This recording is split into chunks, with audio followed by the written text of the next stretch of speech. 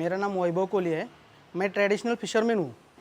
मैं मेरे गांव का और इस एरिया का परिचय देना चाहता हूँ, क्योंकि इसके पहले क्या था और अभी मेरा परिस्थिति और मेरे पूरे खानदान यानी कि कोली समाज का क्या परिस्थिति है। इस दिवाले गांव का नाम इधर नहीं पूरे महाराष्ट्र में है।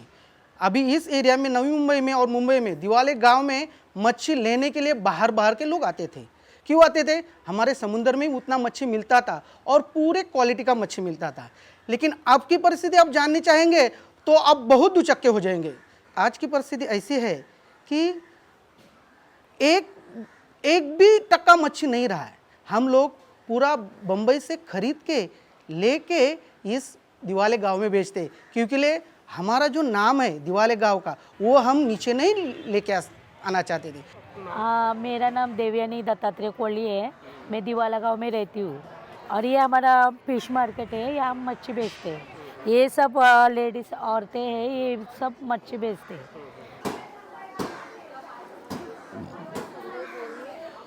हमारी ये लेडीज़ सब औरतें मतलब बचपन से ही यही धंधा कर रहे हैं, मच्छी का ही, मच्छी बेचने का। और हमारे गांव के जो जेंट्स लोग रहते हैं वो फिशिंग का धंधा करते हैं, मतलब मच्छी पकड़ने का। तो वैसा बात बोलेंगे तो हमारा ये पानी भी बहुत दूषित हो गया है। वो तलोजा का केमिकल का फैक्ट्री का पानी आता है, उसके प्रदूषण बढ़ गए हैं और मच्छी जिंदा ही नहीं रहता है, सब मर जाता है।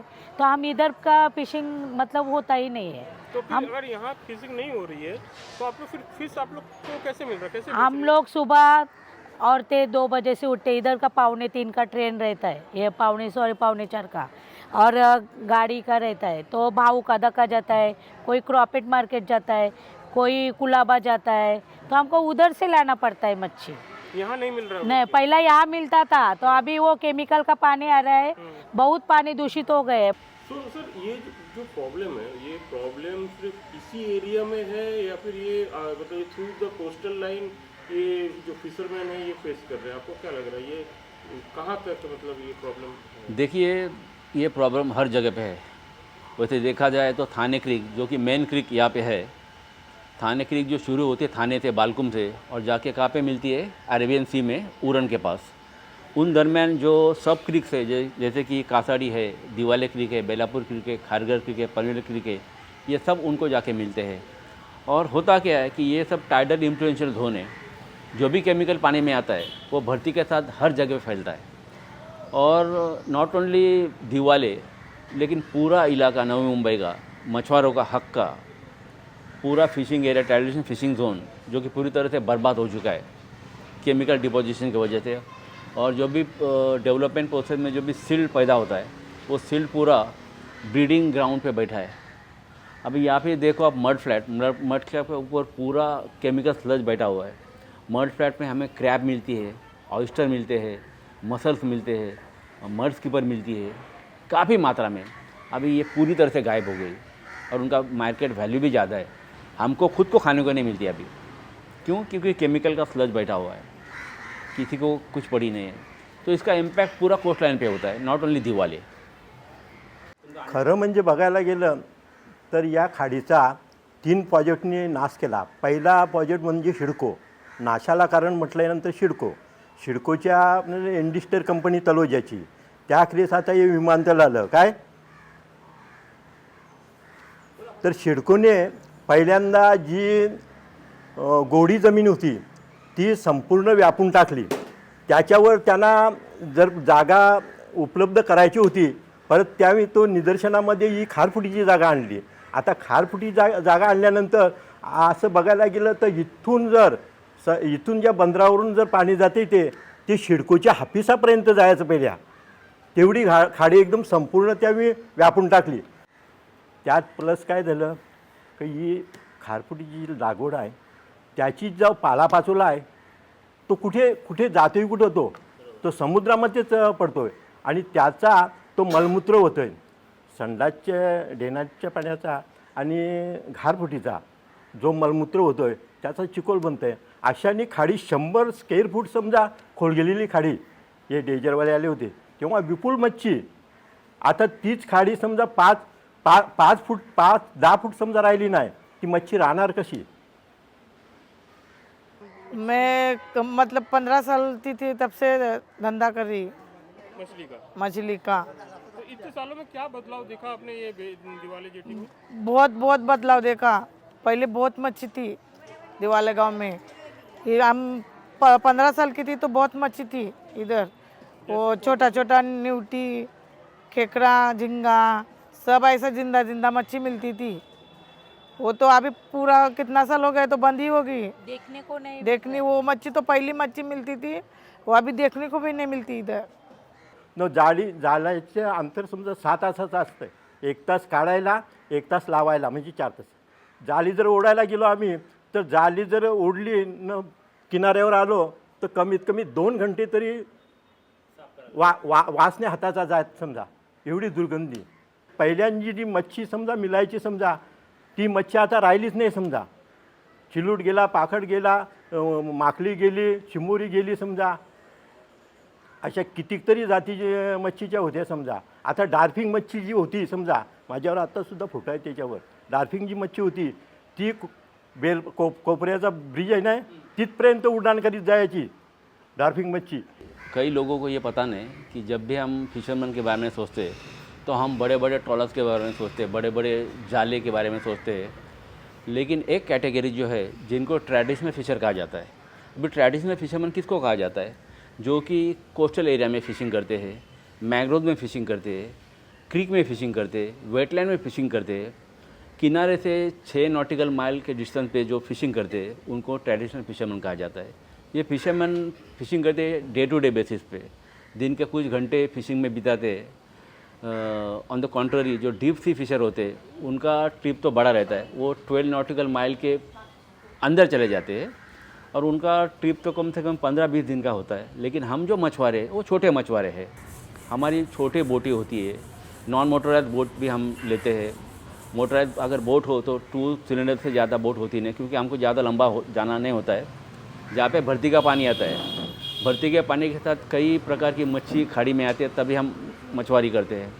तो हम सबसे ज़्यादा प्रभावित क्लास है, क्योंकि जो भी प्रोजेक्ट आता है वो कोस्ट पे आता है और कोस्ट में जो भी पोल्यूशन होता है वो पोल्यूशन का इम्पैक्ट हमारे लाइवलीहुड पे होता है.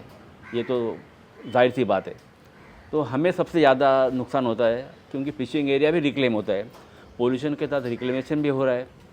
आप नवी मुंबई देखो, अभी आजू बाजू में जो भी आलम है, अभी यहाँ पे जो नवी मुंबई इंटरनेशनल एयरपोर्ट आ रहा है वो कम से कम 19,000 hectares fishing area has been landfilled. आगे MTHL प्रोजेक्ट है, JNPA प्रोजेक्ट है, SEZ प्रोजेक्ट है. इसके वजह से हज़ारों हेक्टर मछुआरों की जगह ली गई है प्रोजेक्ट के लिए. सबसे ज़्यादा प्रभाव हमको होता है. आपको उदाहरण के तौर पे बताऊंगा मैं कि JNPA पोर्ट जो कि समुंदर के मुंह में बसाया गया है. नावा शेवा खाड़ी जो है, अरबियन समुद्र का जो मुख है, फेस है उसका, जहाँ से समुद्र का खुले समुद्र से पानी खाड़ी में आता है, वहाँ पे एग्जैक्टली बीच में JNPA प्रोजेक्ट बिठाया गया है, जिसके तहत 520 हेक्टर मछुआरों की ज़मीन जो कि रिच फिशिंग एरिया था वो लैंडफिल किया गया. देश के विकास के लिए हमें कभी पूछा नहीं गया. और जो मुख था उसका, जहाँ से खुले समुद्र से पानी खाड़ियों में आता है, वो 1500 मीटर चौड़ा था. अभी प्रोजेक्ट की वजह से वो आया खाली 100 मीटर तक. तो ये उसका इम्पैक्ट बताने की ज़रूरत, मतलब कोई भी जान सकता है कि इसका प्रभाव क्या हो सकता है. पानी का आवक जो अंदर आता है वो घट गया और साथ में मच्छी जो आनी चाहिए थी वो भी घट गई, क्योंकि हाई टाइड का स्पीड लो हो गया और इतना सिल्टेशन जमा हो गया, पानी ये हो गया ना, मतलब उसका स्पीड इम्पैक्ट हो गया, तो पूरा सिल्ट बढ़ गया फिशिंग एरिया में. तो ब्रीडिंग होता है ना, तो फिश बढ़ेंगे कैसे? उनका जो वेजिटेशन है वो आप ख़त्म करोगे तो कोई भी जानवर हो वो पहली बात तो खाने के लिए आता है. खाना तो हर जीव का एक सबसे ज़रूरत में सबसे 1 नंबर का ज़रूरत ही है. तो उनको खाना नहीं रहेगा, उनको मतलब ब्रीडिंग एरिया आप डिस्ट्रॉय करोगे तो मच्छी कहाँ से आएगी. और on top of it the chemical sludge, the chemical pollution all around the coast impacting all fishing activities.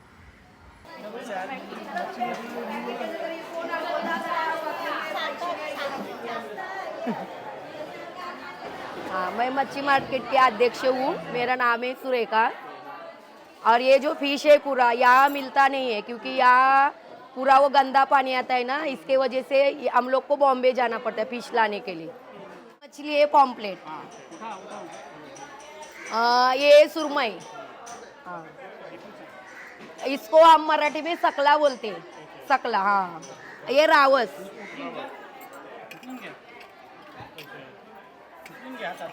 ये रावस, इसको रावस बोलते हैं। हाँ, ये 20 साल पहले हमारे यहाँ ये हमारे भाई लोग को मिलता था। अब ये हाँ यही मिलता था। अब ये गंदे पानी की वजह से देखने को भी नहीं मिल रहा है। बहुत रेट बढ़ गए।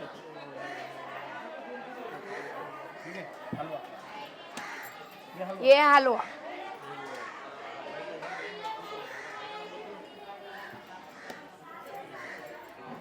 ये है जीताड़ा, हाँ हाँ, ये हमारे खाड़ी में बहुत मिलता था, अभी देखने को भी नहीं है।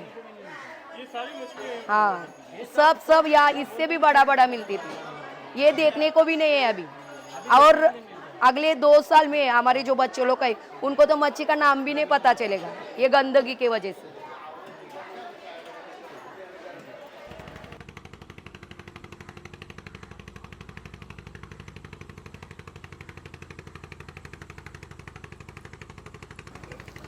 नमस्कार, माझं नाव आकाश निवृत्ती कोळी। मी या दिवाळ्या गावातला पारंपरिक मच्छीमार आहे।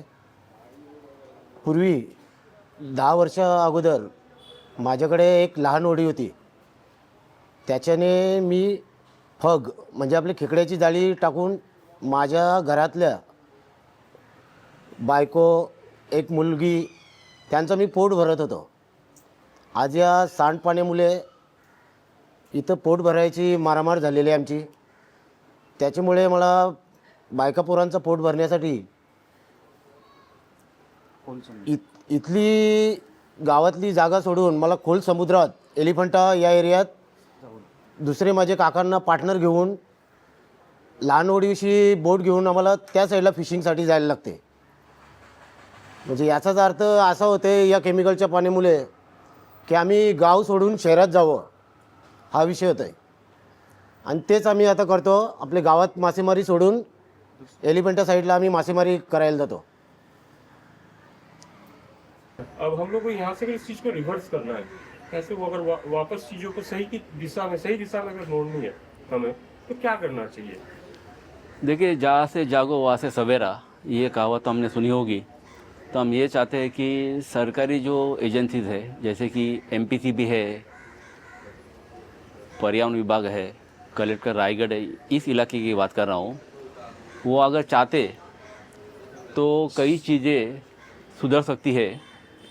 क्योंकि यहाँ पे सबसे बड़ी समस्या ये है कि केमिकल स्लज जो आता है, यहाँ पे कई इंडस्ट्रियल जोन है, जैसे कि तलोजा MIDC इंडस्ट्रियल जोन है, कई फार्मास्यूटिकल कंपनी है। इनका जो अनट्रीटेड एफ्लुएंट केमिकल्स जो सीधा खाड़ी में ड्रेन किया जाता है, और कई इंसिडेंट होते रहते पूरे इलाके में कि कई बार टैंकर्स आके रातों रात केमिकल खाली करके निकल जाते हैं। तो इसके ऊपर कोई रोक टोक नहीं है। और केमिकल एक बार पानी में चला जाएगा तो केमिकल वो पूरा भर्ती के पानी के साथ हर जगह पे फैलता है। आप देखोगे कि पूरा मड फ्लैट पे केमिकल का एक स्लज डिपॉजिट हुआ है, और अंदर देखोगे तो इतना सिल्ट जमा है, वो सिल्ट भी केमिकल का सिल्ट है, इतना गंदा बास आता है। तो ये हमने बात तय की इसके लिए कि हमने पानी का सैंपल चेक किया है 4 दिन पहले। तो BOD biological oxygen demand should not exceed 20 milligram per litre. It has been found to be 1154 milligram per litre. The TDS, total dissolved solid, should not exceed 2100 per milligram per liter. It has been found to be 17,000 plus. COD, that is chemical oxygen demand, should not exceed 250 milligram per liter. It has found to be beyond 1100. So it shows the contamination of water. लेकिन ये बात MPCB ने सोचनी चाहिए, monitoring करनी चाहिए regularly. अगर उनकी इच्छा है तो कई गुना पानी में सुधार आ सकता है, पानी के क्वालिटी में सुधार आ सकता है। CET भी ठीक से काम नहीं कर रहा है। कॉमन एफ्लुएंट ट्रीटमेंट प्लांट जो है ये प्लांट हर जगह पे होनी चाहिए। कोई भी एफ्लुएंट सीधा खाड़ी में छोड़ने की इजाज़त नहीं होनी चाहिए। उसका सही तरह से ट्रीटमेंट करके, ट्रीट करने के बाद जो पानी आप छोड़ते हो उसका भी सैंपल लेकर उसका टेस्ट करके आप छोड़ो कि इसका इम्पैक्ट कोई मरीन लाइफ पे ना हो। और दूसरी बात, कोस्ट बोले तो हम highly biological diverse area in terms of CRZ area being mangrove area, spawning, breeding area, habitat for millions of migratory birds, और किनारे पे होने के बाद ज़्यादा सेंसिटिव उसका महत्व बढ़ता है। तो कोस्टल पे CRZ में मैंग्रोव के ऊपर कोई भी प्रोजेक्ट नहीं चाहिए। ये प्रोजेक्ट आता है तो मैंग्रोव का नुकसान होता है, फिशिंग एरिया का नुकसान होता है, क्योंकि जो भी वाटर बॉडीज़ है वो essentially fishing area, being coastal area, being CRZ area, it essentially considered as fishing area. तो उसके ऊपर सरकार का कोई रोक टोक नहीं है। अभी इतनी तादाद पे मछुआरों का नुकसान हो रहा है, इतने मड फ्लैट, अभी मड फ्लैट का भी कैटेगरी CRZ 1 में आता है, लेकिन मड फ्लैट कुछ बचे ही नहीं। हम सरकार से मांग करते हैं कि मड फ्लैट का मैपिंग करो, उसको प्रोटेक्शन दे दो, नो डेवलपमेंट डिक्लेयर करो, मैंग्रोव को कंप्लीट प्रोटेक्शन दे दो, वरना यहाँ की जैव विविधता पूरी तरह से ख़त्म हो जाएगी, साथ में मछुआरे ख़त्म हो जाएंगे। मछुआरे तो ख़त्म हो ही चुके हैं पहले, कुछ आशा है। We are not very hopeless, we are optimistic, will try our best to restore the fishing area. और अगर सरकार ने चाहा, प्रशासन ने चाहा तो बहुत कुछ बदलाव आ सकता है। उन्होंने हमारी बातें सुननी चाहिए, हमसे कंसल्टिंग करनी चाहिए। अभी ये जो पाइपलाइन जो कि तलोजा MIDC से आता है, एफ्लुएंट रिलीज पाइपलाइन, वो सीधा क्रिक में छोड़ा बीचों बीच, वहाँ पे सैंपल कौन लेगा? हमें ये कैसे पता चलेगा कि किस तरह का केमिकल आप छोड़ रहे हो? कोई फिक्र नहीं किसी को। नुकसान किसका हो रहा है? हमारा मछुआरों का हो रहा है, जो कि हमारा हक छीना जा रहा है।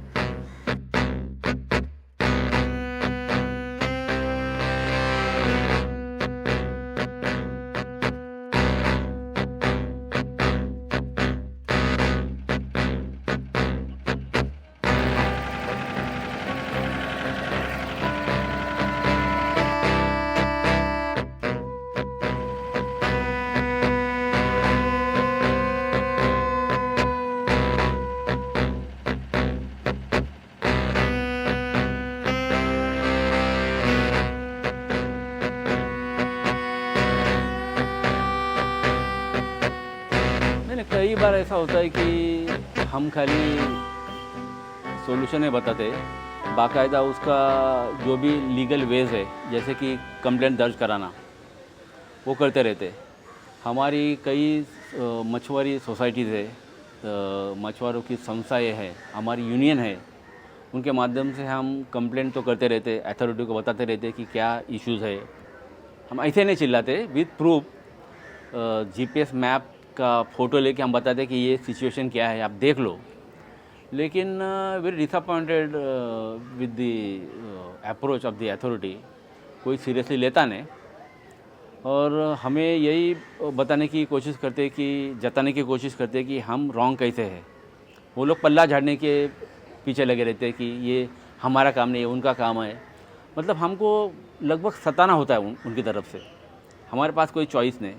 जैसे कि फिशरी डिपार्टमेंट है, जो कि हमारी माई बाप है, ये उनका काम है कि मछुआरों को न्याय किस तरह से दिया जाए, लेकिन कोई सूद लेता ही नहीं। तो आखिरी सॉल्यूशन क्या बचता है? To go to the court. हम कोर्ट जाना नहीं चाहते हैं, जाने पे मजबूर होते अथॉरिटी की एपैथी की वजह से, उनकी अनदेखी की वजह से हमको कोर्ट जाना पड़ता है। और कोर्ट में जाने के लिए तो पैसा लगता है, पैसा कहाँ से आएगा? हम बड़े लोग नहीं है, तो हम लोग आपस में ही कुछ कंट्रीब्यूशन निकाल के वकील की फ़ीस देते हैं। और वकील भी कई बार ये होता है कि मिनिमम फ़ीस लेके हमारी लड़ाइयाँ उनके माध्यम से लड़ी जाती है। ये केवल विषय हमारे लाइवलीहुड से संबंधित नहीं है, तो हमारी ट्रेडिशन, हमारा कल्चर, हमारा हेरिटेज पूरी तरह से बर्बाद हो रहा है और किसी को कुछ पड़ी नहीं। तो हमें अपनी लड़ाई खुद ही लड़नी पड़ेगी। और इसको लेके, पोल्यूशन को लेके, पूरा नवी मुंबई का पोल्यूशन को लेके हम ऑनरेबल बॉम्बे हाईकोर्ट में जाके PIL फाइल करेंगे वेरी सुन।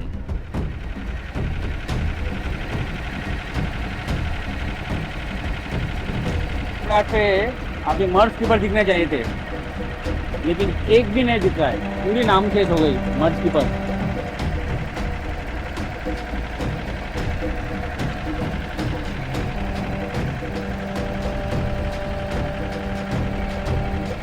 पानी का कलर थ्रू आउट ऐसे ही काला ही है ना? ड्रॉन ऐसा ही पॉल्यूशन का असर दिन ब दिन बढ़ता जा रहा है। अभी ये आप मड फ्लैट पे देख रहे हो, ये पूरी तरह से केमिकल का स्तर बैठा हुआ है और ये मड फ्लैट काफ़ी कीमती ठिकाना रहता है मछुआरों के लिए, क्योंकि मड फ्लैट पे हमको मड सुपर मिलती है, फिडलर क्रैब मिलती है, क्रैब मिलती है और अन्य जीव जो जिसका मार्केट वैल्यू काफ़ी हाई रहता है, ये सब चीज़ें हमें मड फ्लैट में मिलती है। और मड फ्लैट का दर्जा हमेशा CRZ1 रहता है, लेकिन यहाँ पे किसी को कुछ पड़ी नहीं है। पूरी तरह से देखो, पूरा केमिकल स्लज इसके ऊपर बैठा हुआ है।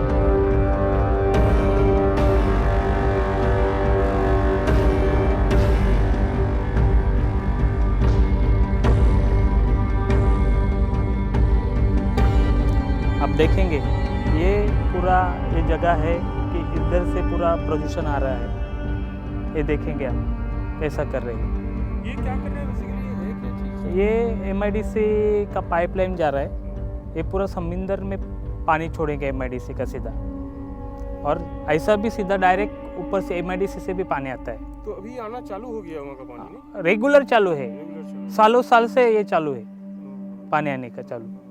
तो ये किस साल से स्टार्ट हुआ यहाँ पे ऐसे छोड़ना? कुछ आइडिया है इसका? कम से कम जब से MIDC है आया है तब से पूरा ये चालू ही है। जब से MIDC चालू हो गया, अभी उधर और एक्स्ट्रा फैक्ट्रीज बढ़ रहा है। जैसा फैक्ट्री बढ़ रहा है वैसा और ज़्यादा प्रदूषण हो रहा है। मेरा नाम है हितेश कोहली, मैं मच्छीमार सोसाइटी का चेयरमैन हूँ और हम लोग इसके ऊपर फाइट कर रहे हैं कि हमारा कोहली समाज है, जो मछुआरा लोग हैं, उनका भवितव्य सुधर जाए, हम लोग का रोजी रोटी बचे। इसके वजह से हम लोग जो MIDC है, नवी मुंबई का जो एरिया है सिडको का, उधर से जो केमिकल का पानी, जो बलाश वाटर है, गटर का पानी जो भी है, जो भी छोड़ते हैं इधर, इसके ऊपर कोई तो रोक होना चाहिए। पाण्याने खराब केली तर 2004 पासून सुरुवात झाली, तेव्हापासून खाडीची बरबादच होऊन गेली समजा काय। आणि ते एक केमिकलचं पाणी सतत सारखं चालूच राहिलेलं आहे समजा काय ते, आणि त्याच्यापासून मच्छीवर भरपूर परिणाम झालेला आहे समजा। आणि ते पाण्यापासून जर आपण जर तिकडे समुद्राच्या किनाऱ्यावर जर जाळी लावली तर आपल्याला कमीत कमी जाळी घेताना 2 ते 3 घंटे हाताचा वासच नाही जात, एवढी दुर्गंधी येते समजा, एवढं पाणी खराब झालेलं आहे। ये खाड़ी में बहुत तरह की मच्छी थी, न्यूटी, खरबी, जिताड़ी, कोलंबी, अच्छा मच्छी मिल रहा था, अच्छी मच्छी हम देख रहे थे। हमारे पिताजी जब लाते थे तो हम देख रहे थे कितना भारी मच्छी, वो मच्छी ही नहीं, अभी मच्छी का नाम ही नहीं। पूरा प्रदूषण, पूरा बोले तो MIDC, जितना MIDC का है उतना सिडको का भी है। पूरा कामोटा खाड़ी, कलमोली खाड़ी, खारगर खाड़ी, पूरा पानी गटर का इसमें ही आ रहा है। दूसरा किधर जाएगा? इधर ही छोड़ा है सब, पूरा वाट लगाया। आज जिधर आप खड़े हैं वहाँ से 3-4 किलोमीटर तक मच्छी नहीं है। हमारे गांव में नहीं, पूरा कॉलोनी में भी रात के टाइम पे इतना बास मार रही है पानी का, और पूरा आग जल होता है, इतना गंदा बास मार रहा है। तो ये कुछ करना चाहिए सरकार ने। इसके लिए कोई ना कोई इधर एखादा हमारे थाना आयुक्त, रायगढ़ आयुक्त, दोनों मिलके एक जगह खड़े हैं। यहाँ से वहाँ देखे वो रायगढ़ एरिया लगता है, यहाँ से वहाँ देखे ये ठाणा एरिया लगता है। तो आयुक्त इतने आयुक्त है, प्रदूषण मंडल है, देखना चाहिए कि बाबा क्या हो रहा है ये। कम से कम इतना गांव का सत्यानाश हो रहा है, वो तो कम से कम देख के आदमी सोचना मांगता है कि बाबा इनका कितना हालत खराब हो रहा है। अभी आप लोग खाली विमानतल बना रहा है, वो गांव को उठा के उसका ये किया है, तो आप लोग जगह देके अलग कर दिया। लेकिन हमारे परिस्थिति क्या, हमारे गांव की क्या हालत है? पानी इतना गंदा हो चुका है, जैसे कि हमने पहले बताया कि बीओडी का लेवल क्या होना चाहिए, जो कि 20 मिलीग्राम के ऊपर नहीं होना चाहिए। यहाँ पे वो 1100 के ऊपर गया है। तो आपने जो वो वाटर लिया था यहीं से लिया था? यहीं से लिया था। ओके। तो उनसे का रिज़ल्ट हम बता रहे हैं कि TDS टोटल डिजॉल्व सॉलिड 2100 के ऊपर नहीं होना चाहिए। यहाँ पे 17,054 आया है। तो इस तरह की अलार्मिंग सिचुएशन, मतलब ये सोच के बाहर है। तो इसी का नतीजा है कि कई डेड फिश हमने देखे अभी। और आप मेरे पीछे देख सकते हो कि एक काम चालू है। ये काम दरअसल MRDC का जो अनट्रीटेड वेस्ट है, केमिकल वेस्ट है, केमिकल एफ्लुएंट है, वो वहाँ से ड्रेन करके सीधा खाड़ी के बीचों बीच, यानी दिवाली खाड़ी के बीचों बीच छोड़ने का सरकार का प्रबंध है। और इससे क्या होता है कि पूरी तरह से खाड़ी बर्बाद पहले ही हो चुकी है, और उससे और सिचुएशन बदतर होगी। हमें कुछ मिलेगा नहीं, हम मच्छी नहीं पकड़ेंगे तो खाएंगे क्या? नहीं, हम ये सरकार से मांग करते हैं कि जैसे कि हमने पाया है, सुना है कि गंगा में किसी भी तरह का प्रदूषण नहीं है। क्यों? क्योंकि कोई भी वाटर या कोई भी एफ्लुएंट छोड़ने से पहले उसको साइंटिफिकली ट्रीट किया जाता है, तभी छोड़ा जाता है। और अभी हम ये देखते हैं कि गंगा का पानी का स्तर काफ़ी बेहतर हुआ है, काफ़ी सुधरा है। तो वही मॉडल, वही विचार अगर यहाँ पे किया जाए तो हमारी रोजी रोटी बच सकती है। हम विकास को विरोध नहीं कर रहे, लेकिन विकास में हमको भी शामिल करो। हमारी क्या इच्छा है, हमारी रोजी रोटी कैसे इससे बाधित होगी, पर्यावरण कैसे बाधित होगा, इसके लिए आपको हमसे कंसल्ट नहीं करना पड़ेगा, ताकि इसका सोल्यूशन निकल जाए और सबका विकास हो, सबका रोजी रोटी बचे और साथ में पर्यावरण बचे।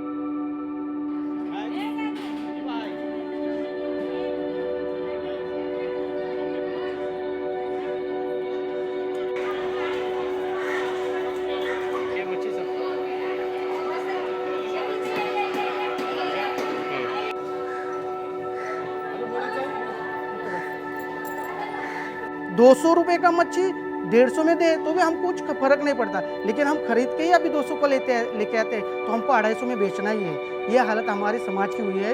लेकिन ये समाज की हालत हुई है, वो सरकार ने खाली हमारे इधर ध्यान देना है, हमारे रोजी रोटी को देखना है, यही हमारी विनती है और कुछ नहीं। हमारा किसी भी डेवलपमेंट को नाकार नहीं है। डेवलपमेंट करो, विकास के साथ हम भी विकास के साथ है।